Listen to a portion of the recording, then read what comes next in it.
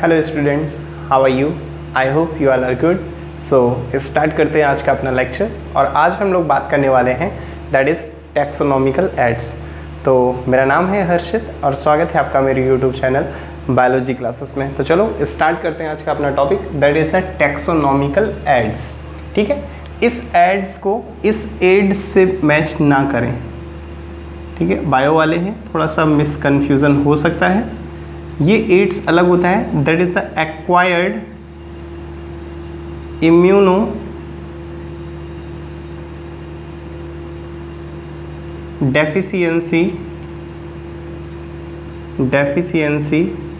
Syndrome. ठीक है, तो ये एड्स अलग चीज़ है, ये एड है, टैक्सोनॉमिकल एड्स। ठीक है, तो एड्स और एड्स में डिफरेंस है, इसको मिक्स मत करिएगा। इसे मैं रफ कर देता हूँ, आप लोगों को याद रहे।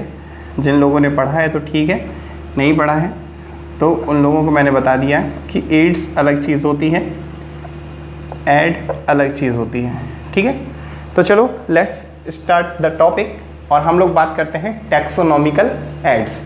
सबसे पहले एनसीईआरटी ने क्या बोला है वो देखते हैं कि biologist have established certain procedure and technique to store and preserve the information as well as the specimen. आप बायोलॉजिस्ट को समझते हैं क्या होते हैं, जैसे आपके साइंटिस्ट होते हैं ऐसे फिजिसियोलॉजिस्ट होते हैं, सोशियोलॉजिस्ट होते हैं, केमिस्ट्री के अलग साइंटिस्ट होते हैं। तो जो मेनली बायोलॉजी के बारे में कुछ चीज़ें डिस्कवर करते हैं या उसको किसी फॉर्म में लिखते हैं, या बायोलॉजी से रिलेटेड जो भी लोग होते हैं दैट आर कॉल्ड बायोलॉजिस्ट। ठीक है, तो ऐसे कई बायोलॉजिस्ट हैं जिन्होंने क्या किया है, एक प्रोसीजर बनाया है और एक टेक्निक बनाई है to store and preserve.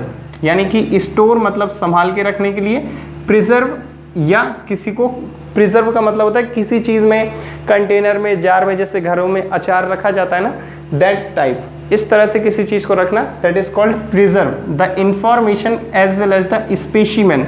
Specimen का मतलब होता है कोई सैंपल।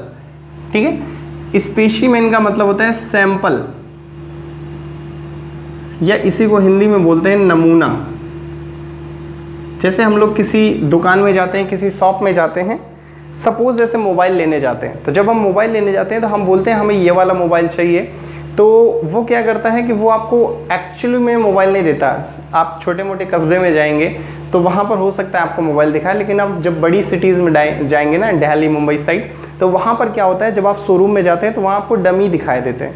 मतलब उसी मोबाइल की तरह एक बॉक्स होगा, बिल्कुल सेम, ऊपर से मतलब बाहर से देखें, आगे से या पीछे से सेम दिखाई देता होगा, लेकिन वो चलता नहीं होगा, एक डमी की तरह रखा रहता है, दैट आर कॉल्ड सैंपल। ठीक है, तो ऐसे ही कुछ स्पेसिमेन हैं, कुछ सैंपल हैं जिन्हें स्टोर करके प्रिजर्व करके रखा गया है। क्या क्या है, कैसे प्रिजर्व किया है, ये सब आगे बात करेंगे। तो नेक्स्ट देखते हैं, some of these are explain to help you understand the uses of these aids. अब कुछ आगे हम लोग पढ़ेंगे कि ये जो एड्स हैं, टैक्सोनॉमिकल एड्स हैं, इनका क्या यूजेस हैं। ठीक है, तो पहला taxonomical aid that is the herbarium. Herbarium का नाम काफ़ी लोगों ने सुन रखा है, अगर कोई हिंदी मीडियम का बच्चा है तो उसे नाम पता होना चाहिए, दैट इज़ द खरपतवार। नाम सुन रखा होगा, खरपतवार। अब खरपतवार का मैं आपको मतलब बताता हूँ। खरपतवार का मतलब होता है ऐसे पेड़ पौधे, ऐसी झाड़ियाँ जो बिना किसी मेहनत के, बिना किसी मतलब पानी डालो या खाद डालो, ऐसा कुछ नहीं डालना पड़ता, अपने आप ज़मीन में उग जाते हैं, दैट आर कॉल्ड द खरपतवार। ठीक है, इसी को इंग्लिश में कहते हैं हर्बेरियम। अगर आप लोगों ने यूपी बोर्ड में ऐसा होता है, मेरे टाइम पे तो हुआ था, अभी का मुझे नहीं पता, कि जब हम लोग 7th या 8th में थे, एग्जैक्ट मुझे क्लास नहीं याद, शायद 8th में था, कि खरपतवार की फंबल हो रहा है, खरपतवार की फ़ाइल बनानी होती है, हर्बेरियम की फ़ाइल बनानी होती है, जहाँ पर हमें क्या करना होता है कि कुछ नाम दिए होते रहते हैं कि ये चीज़ें हैं, इनको आपको ढूंढ के लाना है, इस फाइल में लगाना है। तो हम लोग क्या करते हैं, छोटे छोटे से पौधे तोड़ के लाते हैं, जैसे दूब ग्रास हो गई है ना, इसको ढूंढ कर लाते हैं। और भी कई सारी चीज़ें होती हैं, मुझे नाम नहीं याद आ रहा है, अभी दूब ग्रास याद आ गई, तो उसे यहाँ लगाते हैं। और चिपकाने के लिए आप टेप से भी लगा सकते हैं या आप गम से भी उसे चिपका सकते हैं। तो एक पेज में एक फ़ाइल में लगानी होती है, नीचे उसका नाम लिखना होता है और ये भी लिखना पड़ता है कि ये कहाँ पाई जाती हैं। तो ऐसे ही हर्बेरियम एक फ़ाइल होती है, उसी चीज़ की हम लोग बात करेंगे। Herbarium is a stored house of collected plants specimen that are dried, जो कि कैसे होंगे, ड्राइड, सूखे हुए होंगे, प्रेस्ड, दबाकर उनको रखा गया होगा ताकि फाइल क्या है ऐसे खुली हुई ना दिखाई दे, दबाकर रखेंगे तो फाइल बंद हो सकेगी। And preserved on sheet, sheet में प्रिजर्व करके रखी जाती है। Standard size of herbarium sheet is 11.5:16.5। जो हर्बेरियम की फ़ाइल होती है उसका साइज़ कितना होता है, मान लीजिए जैसे A4 शीट होती है, ऐसे हर्बेरियम की शीट होती है, तो उस शीट की जो लंबाई गुणे चौड़ाई, ठीक है, ऐसा होता है ना, length into breadth into height, formula ऐसा ही तो होता है। तो ये लंबाई और चौड़ाई की बात कर रहे हैं, ठीक है, या हम कह सकते हैं ऊंचाई। यहाँ पर शीट है तो लंबाई और ऊंचाई, तो लेंथ कितनी है, दैट इज़ 11.5, और ये हाइट कितनी है, दैट इज़ 16.5। तो ये हर्बेरियम की जो फाइल होती है, जो शीट होती है, उसका साइज़ है, ठीक है। नेक्स्ट हम बात करते हैं हर्बेरियम के आगे, तो आगे बात करते हैं हर्बेरियम के, तो आगे नेक्स्ट है that is further these seats. अभी जिन सीट की बात करी हमने 11.5:16:5 जो सीट हमने देखी थी, ये हर्बेरियम की एक शीट, ठीक है, इसका साइज़ 11.5 से 16.5, ठीक है, sheet are arranged according to universally accepted system of classification. जो हमने बात करी है ICBN, international code for botanical nomenclature, जिसने पूरे यूनिवर्सल एक नेम बना रखा है, उसके हिसाब से इन सीड्स को अरेंज किया जाता है। These specimen along with their description on herbarium sheet become a storehouse or repository for future use। यानी कि यही जो स्पेसिमेन, यही जो सैंपल हैं, ये जो नमूने हैं, ये जो फाइल रखी जाती हैं डिस्क्रिप्शन के साथ on herbarium sheet become a store house. यही क्या करते हैं, एक स्टोर हाउस बन जाता है। The herbarium sheet also carry a label providing information about date. अब ये लाइन इंपॉर्टेंट है, ठीक है, इस लाइन को याद रखना है। ये लाइन आपके नीट में क्वेश्चन बन के आती है, तो which of the following is true और फॉल्स में आएगा, है ना, या करेक्ट इनकरेक्ट पूछ लेगा, तो ये लाइन लिख देते हैं। ABCD में कोई 4 ऑप्शन में ये लाइन ज़रूर होगी।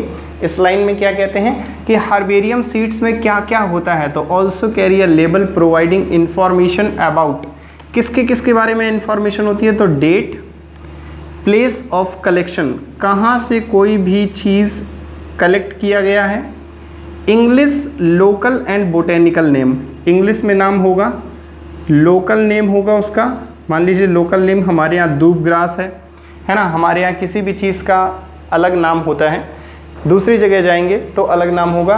तो इंग्लिश, लोकल जहाँ पाया जा रहा है वहाँ का नाम, एंड बोटेनिकल, और जो ICBN ने नाम दिया है वो नाम भी उस फाइल में, उस सीट में होगा। फैमिली, उस प्लांट की, उस पौधे की जो भी चीज़ है उसकी फैमिली कौन सी है, और कलेक्टर्स नेम, कलेक्टर का मतलब DM वाला कलेक्टर नहीं, कलेक्टर्स का मतलब जिसने उसको कलेक्ट किया है, जो वो खोज के लाया है, उसका भी नाम होगा। तो ये सारी चीज़ें आ जाएंगी।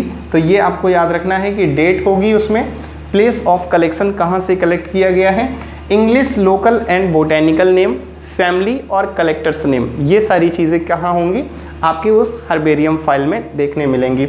Herbaria also serve as a quick referral system in taxonomical studies. इसका मतलब है कि हर्बेरिया जो भी चीज़ है, अगर हमें किसी भी चीज़ को बहुत जल्दी से पढ़ना है, जल्दी से उसके बारे में जानकारी लेना है, तो सीधे उसकी फ़ाइल उठाइए और पढ़ लीजिए कि वो कहाँ से आया, किसने खोजा, उसका लोकल नेम क्या है, बोटेनिकल नेम क्या है, इंग्लिश नेम क्या है। तो ये हर्बेरिया क्या होता है, ये हमें सर्व करता है किसके लिए, टैक्सोनॉमिक स्टडीज़ के लिए भी, ठीक है। तो ये हमने बात करी पहला taxonomical add, that is herbarium. अब हम बात करते हैं नेक्स्ट टैक्सोनॉमिकल ऐड के बारे में, तो इसे रफ कर देते हैं। नेक्स्ट टैक्सोनॉमिकल ऐड है that is the botanical garden. ये शायद आप लोगों ने देखा हो, कभी सुना हो। बोटेनिकल गार्डन्स के बारे में। तो ये सब क्या होते हैं, इनके बारे में आइए थोड़ा सा पढ़ते हैं। दीज स्पेशलाइज्ड गार्डन, स्पेशलाइज्ड क्यों लिखा, क्योंकि ये स्पेशल होते हैं, आपको हर जगह नहीं दिखाई देंगे, इसलिए इनको बोला है specialized garden. Have collection of living plants, living plants का मतलब जैसे हमने हार्बेरियम में देखा था ड्राइड थे, प्रेस्ड थे, तो ऐसे यहाँ नहीं दिखाई देंगे, सूखे हुए दबे हुए नहीं दिखाई देंगे, लिविंग प्लांट फॉर रेफरेंस। ठीक है, नेक्स्ट लाइन कहती है एनसीईआरटी की, plant species in these gardens are grown for identification purpose. क्यों ये ग्रो किए जाते हैं, किसी चीज़ का पता लगाने के लिए। And each plant is labelled indicating it's botanical scientific name and it's family. वहाँ पर क्या क्या देखने को मिलेगा आपको हर प्लांट में, उसका बोटेनिकल नेम, बोटेनिकल कहें या साइंटिफिक कहें एक ही चीज़ है। ठीक है, बोटेनिकल नेम और साइंटिफिक नेम देखने मिलेगा, एंड इट्स फैमिली, और किस फैमिली से बिलोंग करता है वो भी आपको हर प्लांट में लिखा हुआ दिखाई देगा। अब कुछ बोटेनिकल गार्डन हैं जो बहुत फेमस हैं, वो कहाँ कहाँ पाए जाते हैं। तो सबसे पहला फेमस बोटेनिकल गार्डन है दैट इज़ कीव। कहाँ देखने को मिलेगा आपको, इंग्लैंड में। कीव आपको देखने मिलेगा इंग्लैंड में। नेक्स्ट दो अपने यहाँ के हैं, अपने यहाँ मतलब हमारे घर के पास के नहीं, अपने यहाँ मतलब इंडिया के। ठीक है, तो first one is Indian botanical garden Howrah, Howrah Calcutta West Bengal India. ठीक है, ब्रैकेट में इंडिया यानी कि अपने भारत का है, आपने सुना होगा ना। वैसे मैंने हावड़ा का नाम तो रेलवे स्टेशन में सुना है, टिंग टिडिंग हावड़ा जाने वाली गाड़ी प्लेटफॉर्म नंबर 1 पर आएगी, टिंग टिडिंग, वहीं ऐसे बोलते हैं ना। ठीक है, अब तो नहीं सुना है, 2 साल से चल ही नहीं रही हैं ट्रेनें। नेक्स्ट है national botanical research institute Lucknow. ठीक है, अपने उत्तर प्रदेश की राजधानी लखनऊ, जहाँ अपने सीएम साहब रहते हैं। तो नेशनल बोटेनिकल रिसर्च इंस्टीट्यूट वो क्या है, एक रिसर्च सेंटर भी है और बोटेनिकल गार्डन भी है, लखनऊ इंडिया। ठीक है, इसका फुल फॉर्म भी कई बार पूछ दिया जाता है, तो इसको शॉर्ट फॉर्म में बोलते हैं NBRI। ठीक है, याद रखना NBRI, national botanical research institute. ठीक है, तो ये 3 फेमस आपके क्या हैं, बोटेनिकल गार्डन्स हैं, इनका नाम याद रखिएगा। फर्स्ट वन इज़ कीव जो इंग्लैंड में है, सेकंड 2 हमारे यहाँ के हैं, पहला हावड़ा इंडिया में, दूसरा आपका NBRI लखनऊ में। ठीक है, तो ये बोटेनिकल गार्डन है। अब नेक्स्ट टैक्सोनॉमिकल ऐड के बारे में देखते हैं, इसे रफ करते हैं। नेक्स्ट टैक्सोनॉमिकल ऐड है दैट इज़ म्यूज़ियम। म्यूज़ियम से आप लोग काफ़ी परिचित होंगे, है ना, काफ़ी कॉमनली नाम है, कई लोगों ने देखा भी होगा, घूमने भी गए होंगे। वही म्यूज़ियम है जहाँ पर कोई पुरानी चीज़ें रखी जाती हैं ना, अवशेष बचते हैं, हिस्ट्री में कोई चीज़ पाया जाता था, वो ऐसा दिखता था, ये सब चीज़ें जहाँ रखी जाएं दैट इज़ कॉल्ड म्यूज़ियम। चलो एनसीईआरटी के लैंग्वेज में देखते हैं म्यूज़ियम क्या है। तो सबसे पहले एनसीईआरटी कहती है कि biological museum are generally set up in educational institute such as school and colleges. Sir पहली चीज़ तो हमने स्कूल ही नहीं देखे 2 साल से, 1 साल से स्कूल नहीं देखे, तो हमारे लिए तो स्कूल खुद एक म्यूज़ियम है। और यहाँ पर कह रहा है कि बायोलॉजिकल म्यूज़ियम आपको स्कूल में देखने को मिलेंगे, हमारे लिए तो स्कूल ही म्यूज़ियम हो गया। तो खैर चलो, अभी जब भी स्कूल आपके खुलेंगे, मोस्टली खुलने वाले हैं जल्दी, तो जब भी स्कूल खुलेंगे तो कभी आप बायोलॉजी लैब में जाइएगा, है ना। आप जो 12th पास आउट हो चुके हैं उनका तो नहीं, उन्होंने कभी ना कभी देखा होगा, या जो 11th में अभी जाएंगे या गए होंगे, ठीक है, तो उन लोगों ने देखा होगा बायोलॉजी लैब में, या देखेंगे जो 11th में गए होंगे। बायोलॉजी लैब में कुछ कंटेनर्स होंगे, कुछ जार्स होंगे, जिनमें आपके फ्रॉग, फिशेस या कॉकरोच या कई मतलब ह्यूमन के स्केलेटन वगैरह या किसी लैब में आपको दिख जाएं तो अच्छी चीज़ है। या कोई कंटेनर या जॉर में एम्ब्रियो, जैसे मेरे यहाँ तो एम्ब्रियो रखा हुआ था, तो हम लोग उसी को देखते रहते थे, है ना, कंफ्यूज रहते थे कि यार ये हकीकत में है, आई मीन रियल में है कि ये ऐसा ही है। तो ये सब रियलिटी नहीं होता, जब आप स्कूल में देखेंगे तो ये सब रियलिटी नहीं होता, ये सब चीज़ें आर्टिफिशियली होते हैं। ठीक है, ये नॉर्मल ऐसे ही रखा होता है। कॉकरोच, फ्रॉग, ये सब तो हकीकत होगा, लेकिन जो एम्ब्रियो वगैरह है ये ओरिजिनल नहीं होते। ये सब आपको देखने मिलेगा मेडिकल कॉलेज में। जब आप मेडिकल कॉलेज में एंटर करेंगे ना, तब आपको ये सब चीज़ें ओरिजिनल दिखाई जाएंगी। हम लोग भी गए थे 12th में, हमारे यहाँ स्कूल में हमारे स्कूल में इन्विटेशन आया था कि मेडिकल कॉलेज बच्चों को घुमाया जाए। तो सभी जितने भी स्कूल हैं मेरी सिटीज़ में, तो वहाँ के सभी बच्चे गए थे हम लोग मेडिकल कॉलेज। मेरे यहाँ मेडिकल कॉलेज है GSVM, गणेश शंकर विद्यार्थी मेडिकल कॉलेज। तो इस मेडिकल कॉलेज में जब हम घूमने गए, तो जब हमने देखा काफ़ी सारी चीज़ें, किडनी देखी, लंग्स देखे, हार्ट देखा, तो ये सब चीज़ें रखे थे। हमें लगा कि जैसे हमारी स्कूल वाली लैब में रखे ऐसा ये सब है। तो हमने कहा अरे नकली है, हम लोग ऐसे देखने लगे। बाद में वो बोलते हैं, जो फर्स्ट ईयर, सेकेंड ईयर या जो भी ईयर के स्टूडेंट हों मेडिकल कॉलेज में, वो बोलते हैं कि ये सब नकली नहीं है, ये असली है। तो हम लोग देख रहे थे वो किडनी ऐसी होती है, हार्ट ऐसा होता है। तो ये सब चीज़ें जब आप मेडिकल कॉलेज में जाएंगे तब ये सब चीज़ आपको ओरिजिनल दिखेंगी। तो चलो अभी तो सिर्फ ख्यालों में देखते हैं, है ना। तो पढ़ते हैं NCERT में क्या है। Museum have collection of preserve plant and animal specimen for study and references. पढ़ने के लिए प्रिजर्व्ड प्लांट या एनिमल स्पेसिमेन रखे हुए होते हैं। Specimens are preserved in the container और जार। कंटेनर या जार आपने घरों में देखा होगा, मम्मी उसमें अचार रखती है ना। जैसे अचार रखते हैं तो उसमें सरसों का तेल मिलाया जाता है ना, ऐसे ही क्या होता है, जब भी कोई स्पेसिमेन रखा जाता है एनिमल्स का या प्लांट्स का, तो उसमें भी एक सॉल्यूशन मिलाया जाता है, that is called preservative solution.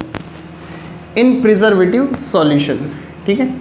तो ये जो स्पेसिमेन है, ये जो सैंपल हैं, ये प्रिजर्व किए जाते हैं किसमें, कंटेनर में या जार में, इन प्रिजर्वेटिव सॉल्यूशन। प्रिजर्वेटिव सॉल्यूशन क्या करते हैं, इनको खराब होने से, बदबू देने से बचाते हैं। Plants and animal specimen may also be preserved as dry specimen. Plant और एनिमल, इनके स्पेसिमेन को भी रख सकते हैं कैसे, एज अ ड्राई स्पेसिमेन, सुखा करके भी रखा जा सकता है। Insect are preserved in insect boxes. कैसे, कलेक्टिंग, किलिंग एंड पिलिंग। पहले उनको कलेक्ट करेंगे, किल करेंगे और फिर पिन करेंगे। इस तरह से इंसेक्ट को रखा जाता है, इंसेक्ट बॉक्सेस कहलाते हैं जिसमें रखा जाता है। लार्जर एनिमल, लार्ज एनिमल होते हैं आपके बर्ड्स और मैमल्स, इनको भी यूजली स्टफ्ड एंड प्रिजर्व, इनको भी स्टफ करके प्रिजर्व किया जाता है। Museum often have collection of skeleton of animals too. कई सारे म्यूजियम में, बहुत अच्छे म्यूजियम होंगे तो वहाँ आपको स्केलेटन भी रखा दिखाई देगा। स्केलेटन क्या होता है, स्केलेटन होता है यानी जो हमारा ये शरीर है, इसमें से जो आपको ऊपर स्किन दिखाई दे रही है, जो मसल्स दिखाई दे रही हैं, इन सब चीज़ों को हटा दीजिए। ये स्किन को हटाने के बाद जो अंदर का ढांचा बचेगा, दैट इज़ कॉल्ड स्केलेटन, है ना। कुछ लोगों को ऐसे चिढ़ाते हैं ना स्केलेटन, मतलब कुछ लोगों की हड्डियां तो ऐसे ही दिखाई देते हैं, इतने दुबले पतले होते हैं, तो उनको तो लोग ऐसे ही कहते हैं, वो स्केलेटन आ गया, स्केलेटन आ गया, ऐसे क्लास में बोलते थे। मेरा भी एक समय था कि मतलब काफ़ी दुबला पतला था, तो स्केलेटन तो नहीं बोलते थे, लेकिन हाँ मतलब चिढ़ाते थे कि तेरी हड्डियाँ ना ऐसे करके गिनी जा सकती हैं, तेरी रिब्स ना मैं ऐसे ही गिन सकता हूँ, तो ऐसा होता है, ठीक है। तो दिस इज कॉल्ड स्केलेटन। चलो अब बात करते हैं नेक्स्ट टेक्सोनॉमिकल ऐड की, तो इसे कर देते हैं हम लोग रफ। तुमने सुधारा था, तुमने बिगाड़ा है, तुमने किया जो किया, हम तो कभी ना थे यूं बेवफा, पर तूने बना दिया। सोच तेरे बारे जुनून मिल जाता है, छोड़ किसी को सुकून मिल जाता है, पता नहीं कब किसकी है बाहों में मरना, कुछ भी हो जाए यारा, मुझे तू प्यार न करना। Next taxonomical add, that is the zoological park. बहुत ही सिंपल है ना, पढ़ने लायक वैसे कुछ है नहीं इसमें, सिंपली आप लोग समझते होंगे। जूलॉजिकल पार्क को एक कॉमन लैंग्वेज में हम लोग बोलते हैं चिड़ियाघर। सुना होगा नाम, पहले भी घूमने भी गए होंगे, है ना, फैमिली के साथ या किसी और के साथ, है ना। तो चलो NCERT क्या कहती है इसको भी देख लेते हैं। These are the places where wild animals are kept, यहाँ पर कौन से एनिमल्स होते हैं? Wild animals are kept in protected environment under human care. इनकी केयर कौन करता है? Humans. And which enable us to learn about their food habit and behaviour. और फिर हम लोग उनसे क्या सीखते हैं? उनकी फूड हैबिट और उनकी जो बिहेवियर है, इन सब को हम सीखते हैं। आपने टीवी में देखा होगा, एक चैनल आता है दैट इज़ नेशनल जियोग्राफिक, है ना, कुछ एनिमल प्लेनेट करके भी आता है। वहाँ पर आपको जानवरों के बारे में बताया जाता है कि हाथी अब पानी पीने जा रहे हैं, यहाँ से पानी पी करके वो जंगल में जाएंगे। शेर अगर आप ऐसा करोगे तो अब ये आक्रामक हो जाएगा, है ना। सांप को अगर आप ऐसे करेंगे तो अब ये अटैक करेगा। ये सब चीज़ें आपने देखा होगा। आपके मन में एक क्वेश्चन शायद आता होगा कि ये सब चीज़ें इनको कैसे पता चल जाती हैं? इनको इतना ही मालूम है तो फिर क्यों इतने सारे नुकसान करते हैं? ये सब पहले से क्यों नहीं इन्हें कंट्रोल कर लेते? तो एक्चुअली में क्या होता है कि ये इनको देखते रहते हैं कई लंबे समय तक, और देखते रहते हैं और तब इनको जाकर के उनकी फूड हैबिट और उनका बिहेवियर समझ में आने लगता है कि अब इसके बाद ऐसा होगा, इसके बाद ऐसा होगा, जब ये ऐसे करते हैं तो ऐसे करते हैं। मतलब उनको देख देख के काफ़ी सारी चीज़ें ऑब्जर्व करते हैं और फिर बताते हैं। ठीक है, तो जो आता है टीवी में वो कोई भविष्यवाणी नहीं है, वो सब चीज़ें वो पहले ऑब्जर्व कर चुके हैं। तो वही चीज़ है कि जूलॉजिकल पार्क में हम भी क्या कर सकते हैं? इनकी फूड हैबिट्स और बिहेवियर को समझ सकते हैं। All animals in a zoo are provided as far as possible the conditions similar to their natural habitats। जो भी जानवर रखे जाते हैं जू में, उनको वैसी ही कंडीशन प्रोवाइड करनी पड़ती है जैसे कि वो नेचुरली रहते हैं।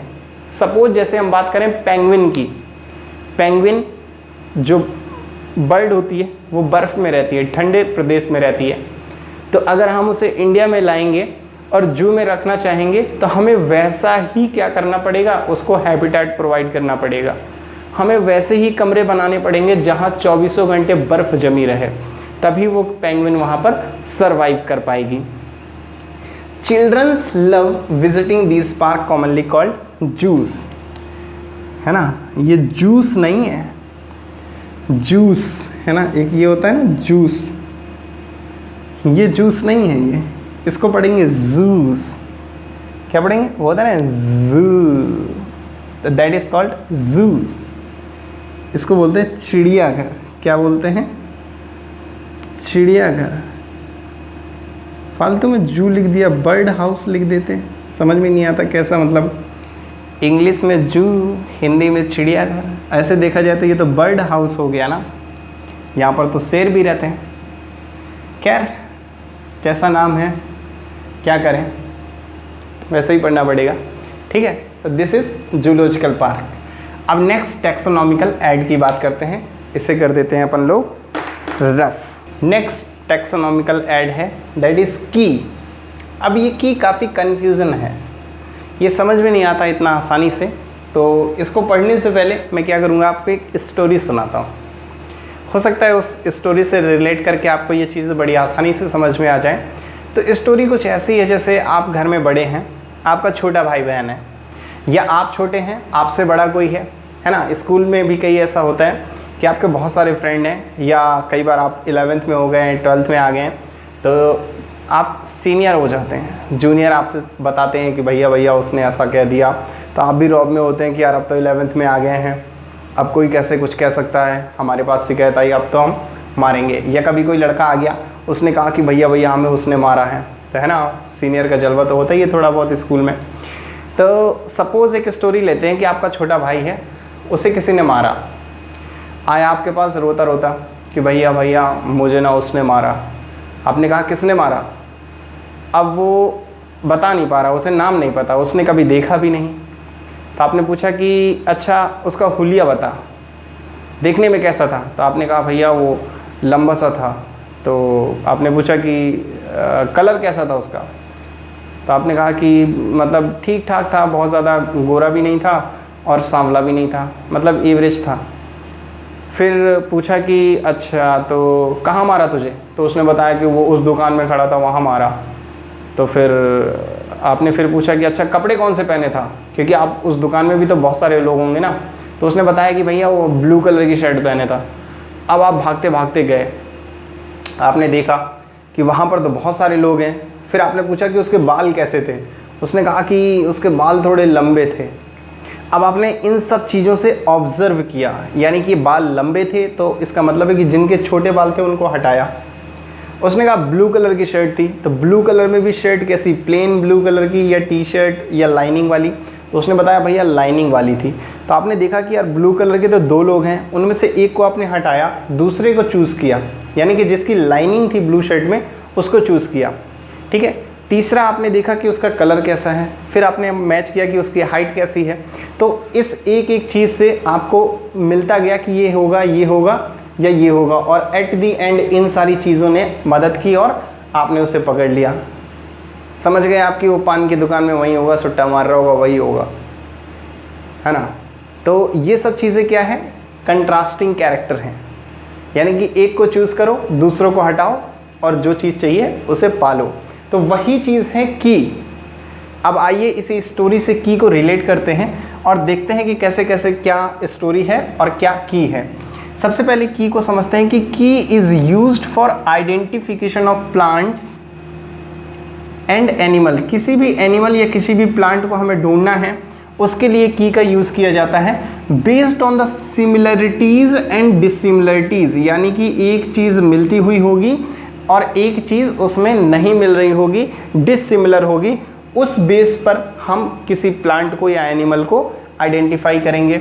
The keys are based on the contrasting character. Contrasting character का मतलब होता है एक बिल्कुल उसके अपोजिट होगा, generally in a pair called couplet. ठीक है। कंट्रास्टिंग कैरेक्टर का मतलब होता है कोई दो चीज़ें, जैसे उस लड़के ने बोला कि भैया उसकी शर्ट ब्लू थी, आपने कहा ब्लू वाले तो यहाँ दो हैं, उनमें से एक आपने बताया कि उसकी शर्ट में लाइनिंग थी, तो यानी कि जो प्लेन ब्लू वाला था उसको आपने हटा दिया, दूसरे वाले को चूज कर लिया।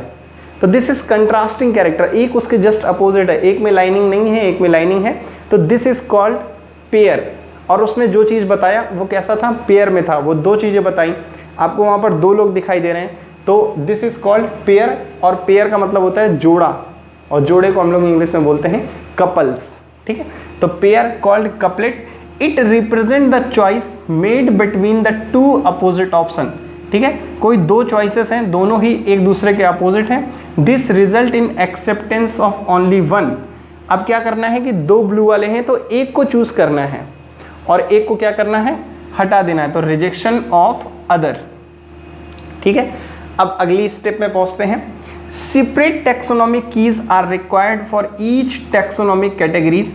अलग अलग टैक्सोनॉमिक कीज की ज़रूरत होती है अलग अलग टैक्सोनॉमिक कैटेगरीज के लिए, जैसे कि फैमिली के लिए अलग होगा, जीनस के लिए अलग, स्पीसीज के लिए अलग, फॉर आइडेंटिफिकेशन पर्पस, पता लगाने के लिए। Each statement of couplet in the key is called a lead. हर एक स्टेटमेंट, बाल लंबे हैं, ये भी एक लीड है, शर्ट ब्लू है उसमें लाइनिंग है, ये भी क्या है, एक लीड है, कलर लीड है, हाइट बहुत ज़्यादा नहीं है, ये भी एक लीड है। तो ईच स्टेटमेंट ऑफ कपलेट, जो ये कपलेट है, जो ये पेयर में कोई दो चीज़ें बता रही हैं, उनमें से एक को चूज़ करो, एक को हटाओ, तो हर एक चूज़ किया हुआ स्टेटमेंट क्या है, that is called a lead. ऐसे ही हम लोग क्या करेंगे, किसी प्लांट को या किसी एनिमल को आइडेंटिफाई करेंगे इन्हीं सब चीज़ों से। ठीक है। Keys are generally analytical in nature, और की कैसी होती हैं, जनरली एनालिटिकल इन नेचर। ठीक है। तो स्टोरी से आप लोग इसको समझिएगा कि की भी वैसे ही होती है, किसी प्लांट को या किसी एनिमल को वैसे ही ढूंढेंगे जैसे हमने उसके भाई को जिसने मारा था उसको ढूंढा। ठीक है। तो हर एक स्टेटमेंट लेंगे और हर एक स्टेटमेंट क्या होगा, अपने आप में एक लीड होगा, और उसी लीड से हम आगे बढ़ते चले जाएंगे और उस चीज़ को आइडेंटिफाई कर लेंगे, उस चीज़ को पकड़ लेंगे। ठीक है। तो अब ये की आपको कभी भूलेगा नहीं, अब ये की आपको जैसे याद है वैसे ही रहेगा, स्टोरी याद रखिएगा, ये की कभी नहीं भूलेगा। और ये जो नीट में आपका क्वेश्चन आएगा वो क्वेश्चन सिर्फ लाइनें उठ करके आ जाएंगी। अगर ऐसा क्वेश्चन आता है कि which of the following is, या विच ऑफ द फॉलोइंग नहीं, इस तरह से क्वेश्चन आएगा, how many of these is correct और इनकरेक्ट, इनमें से कितने सही हैं या कितने गलत हैं, तो ये लाइनें आपको मालूम होनी चाहिए। और सबसे इंपॉर्टेंट लाइन है that is each statement of couplet in the key is called a lead. ये लाइन लिख करके पूछ देगा कि ये क्या है, की है, या इसके बाद जो भी होगा मतलब कोई भी टेक्सोनॉमिक कैटेगरी दे देगा और पूछ देगा कि ये लाइन किस में आई थी। तो आपको पता होना चाहिए ये की के बारे में कहता है ना। ये एक की है कि हर एक स्टेटमेंट क्या होता है, एक लीड होता है। ठीक है, तो चलो अब चलते हैं अपन नेक्स्ट टेक्सोनॉमिक ऐड के पास। इसको कर देते हैं अपन रफ।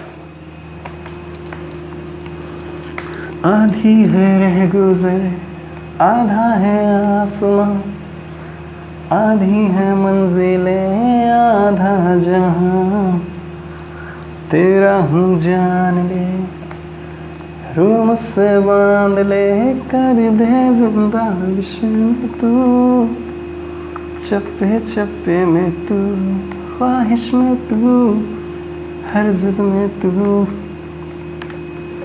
तू ही है आशिकी, तू ही आवारगी, तू ही है जिंदगी, तू ही जहां।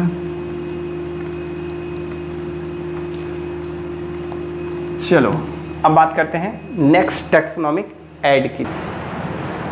लास्ट में बात करते हैं हम लोग कैटलॉग की। तो समझते हैं कैटलॉग क्या होता है। It is a small booklet, ये एक छोटी सी बुकलेट होती है which gives account for books related to botanical titles. ये एक ऐसी बुकलेट होती है जो आपको उन बुक्स के बारे में बताती है जो कि रिलेटेड होती हैं बोटेनिकल टाइटल से। Full names of author and their publication. और बोटेनिकल टाइटल्स की बुक क्या होती हैं, जिनमें हम जानते हैं पूरा नाम किसी भी ऑथर का एंड देयर पब्लिकेशन, यानी कि जो भी फाइल वगैरह बनाई है तो वो किसने बनाई है और किसने पब्लिश की है, उसके ऑथर कौन है। तो ये सब चीज़ें हमें जानकारी जिस बुक में मिलेगी that is called catalogue. Next हम लोग बात करते हैं फ्लोरा की। It contains the actual account of habitat. ये क्या कंटेन करता है, actual account of habitat and distribution of plant of a given area. किसी एक एरिया में कौन कौन से प्लांट डिस्ट्रीब्यूट हैं उन सब के बारे में जो बताएं that is called flora. Next है मैनुअल्स।